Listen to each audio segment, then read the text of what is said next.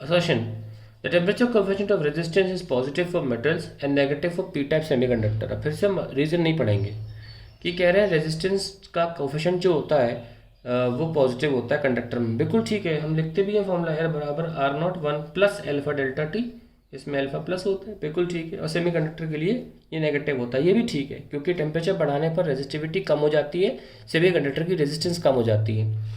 तो ये स्टेटमेंट बिल्कुल सही है, असर्शन सही हो गया। अब रीजन देखते हैं। The charge carriers in metals are negatively charged whereas the majority charge carriers in p type semiconductor are positively charged।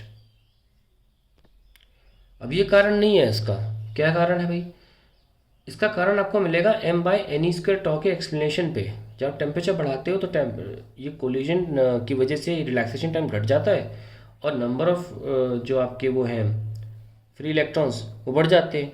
ये घट जाता है, ये बढ़ जाता है, लेकिन ऑलरेडी बहुत ज़्यादा इलेक्ट्रॉन्स होते ही हैं ऑलरेडी कंडक्टर में, तो ये इंक्रीमेंट बहुत ना के बराबर होता है। और तो थोड़ा भी इंक्रीमेंट हुआ अपोनेंट, ये तो ऑलमोस्ट ख़त्म ही है, बहुत कम होगा, बहुत कम।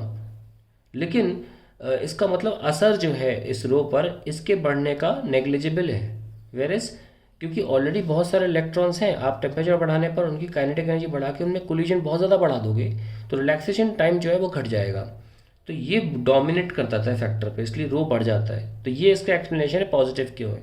वहीं सेमीकंडक्टर के केस में अगर मैं इसी को एक्सप्लेन करूँ तो उसमें ऑलरेडी बहुत कम इलेक्ट्रॉन्स होते हैं फ्री, जो कंडक्शन बैंड में जा सकते हैं। आप टेम्परेचर बढ़ाने पर आप वो बहुत अच्छी मात्रा में बढ़ा सकते हो और इतने भी नहीं बढ़ रहे हैं कि उनका रिलैक्सेशन टाइम का इतना असर पड़े।